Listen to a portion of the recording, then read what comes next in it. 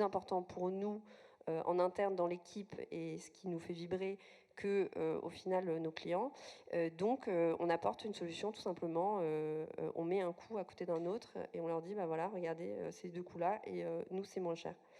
Parce qu'aujourd'hui, faire du réemploi d'emballage dans la restauration et la logistique, c'est moins cher.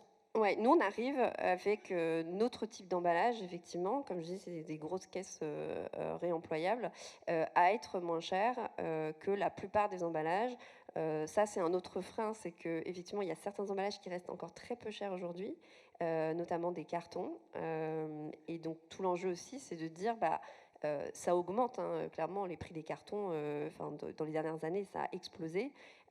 Mais en fait, plus ça va augmenter, ces prix de carton, bah, plus effectivement le différentiel entre l'usage unique et nous va être gros, quoi. Donc ça, c'est quelque chose qui va beaucoup nous aider. Sur le carton, on est d'accord, il n'y a pas de plastique, hein, on est sur de la fibre naturelle, végétale, mais on reste tout de même sur une logique linéaire, puisqu'on va quand même produire des arbres, les extraire, les transformer et recycler. Ce qui, à chaque étape du cycle de vie, consomme de la ressource, de l'énergie et de l'eau. Extraction, transformation, recyclage. Par rapport au réemploi, qui, effectivement, dans certains cas, peut être soit en alu, en inox ou en plastique. En inox, en verre ou en plastique. Donc le plastique, dans le monde écolo, c'est oh là là.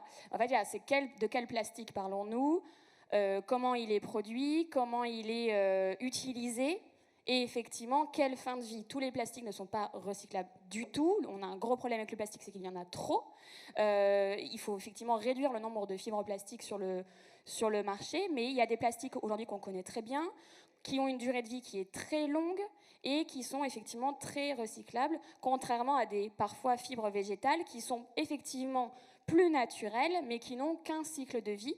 Et donc, malheureusement, dans certains cas d'usage, le plastique est plus vertueux finalement que des fibres qui, a priori, sont au premier abord plus naturelles. Je tenais juste à le préciser parce que dans le secteur, donc notamment du réemploi d'emballage, c'est un vrai sujet. Le plastique a d'autres enjeux sur effectivement les enjeux sanitaires, et il y a des consortiums européens qui travaillent aujourd'hui, comme Buddypack ou Reset, sur ces questions. Mais on a des matériaux aujourd'hui plastiques, certaines fibres, le PP, le PET, qu'on connaît très bien et qui sont assez vertueux dans la durée et économiquement. Donc on a à la fois l'aspect écologique, à la fois l'aspect économique et sur l'aspect sanitaire, ces projets-là sont en train vraiment d'aller beaucoup plus loin que ce que la recherche jusqu'à présent avait pu faire. Et juste pour compléter, l'autre axe, donc j'ai parlé d'argent, donc ça on en a parlé, et côté marketing, nous on a aussi une action d'aller inciter les destinataires du coup finaux de notre solution, donc comme je disais, les restaurants, les cuisines centrales, les supermarchés, les commerçants, à demander en fait à recevoir des emballages réemployables plutôt qu'à usage unique. Et en fait, c'est ça aussi qui va beaucoup jouer dans l'adoption, de faire de bouger les entreprises vers des solutions plus circulaires, c'est la demande client. Et donc, nous, on a vraiment ces deux axes, quoi. C'est de dire, bah, c'est moins cher, et en plus, regardez, tous vos clients le demandent expressément, et c'est de plus en plus urgent. Et ça, sur ces deux volets-là, clairement, ça évolue bien, surtout la demande de la part des bénéficiaires finaux.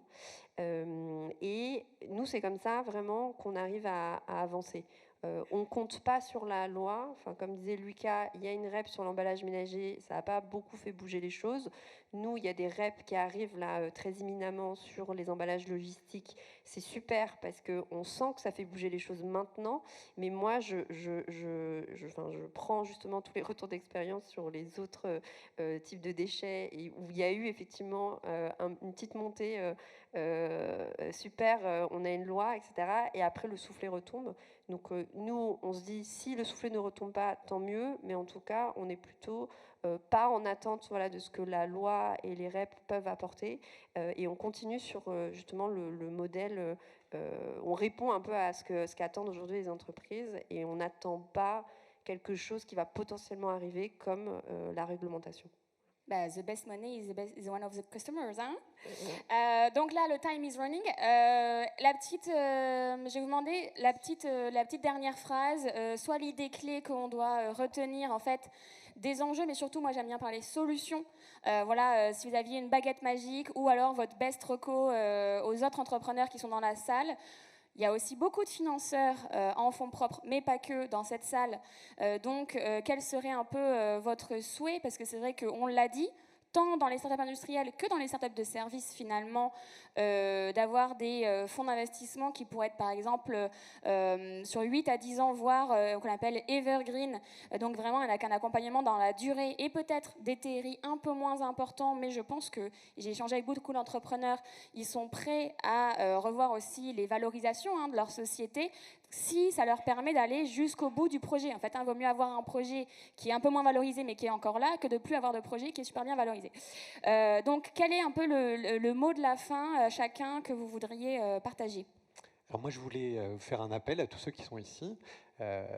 J'appartiens au collectif Startup Industriel. Merci à Éléonore pour ça. Et on est là pour aider les startups qui démarrent. Nous, on a commencé il y a plus de 10 ans, donc on a un peu d'expérience. Karen qui est là, ou Alfadio qui est là, qui appartiennent au collectif Startup Industriel. Venez nous voir si vous voulez qu'on vous aide. Moi, j'ai amené un scooter devant pour vous montrer ce que c'est une éco-conception démontable. Vous allez voir, il y a beaucoup de vis, mais ça permet de pouvoir les récupérer. Ils sont en inox chez nous et on met des écrous Nil Stop pour que ça ne puisse pas se démonter. C'est tout plus cher, mais c'est moins cher.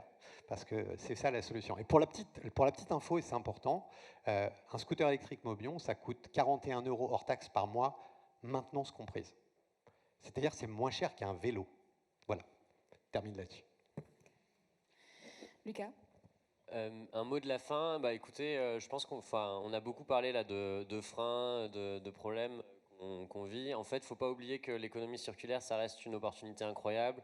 En fait, c'est nécessaire dans le monde dans lequel on vit aujourd'hui. Donc, c'est vraiment une belle bataille à prendre. Moi, mon conseil pour les financeurs, d'une part, ça serait quand vous avez un business model sur l'économie circulaire en face, creusez-le un peu et creusez-le sur un marché qui se développe, parce que vous verrez qu'en fait, on retrouve rapidement des rentabilités qui sont hyper intéressantes et vertueuses, parce que c'est des modèles aussi. On a beaucoup parlé de réindustrialisation. Ça, c'est un sujet qui, en tout cas, nous tient beaucoup à cœur chez Bibac. Et en fait, c'est ces modèles-là d'économie circulaire qui vont nous permettre de réindustrialiser, de réduire notre volume de déchets et de générer de la rentabilité des marges, parce que non, c'est pas incompatible. Voilà. Vincent?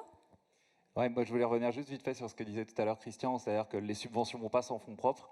En l'occurrence, nous on a eu droit à notre coup de baguette magique grâce à la région de France et grâce à l'ADEME, qui nous ont subventionnés. Et grâce à ces subventions et à ces acteurs qui sont hyper crédibles pour les banques, on a pu aller chercher des prêts qui nous ont permis derrière de financer les investissements remboursables, puisque c'était un système effectivement de remboursement de dépenses d'investissement plafonnées.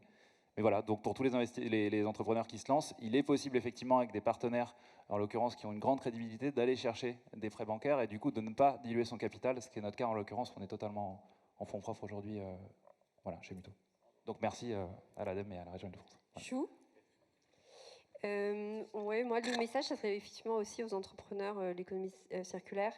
C'est de dire, je pense que c'est important, surtout en ces temps où le financement n'est pas non plus très facile. Nous, on pensait lever des fonds l'année dernière en 8 mois, on a mis plus d'1 an. Clairement, je pense qu'il il faut, ouais, ça va, mais bon, quand même, c'est pas facile.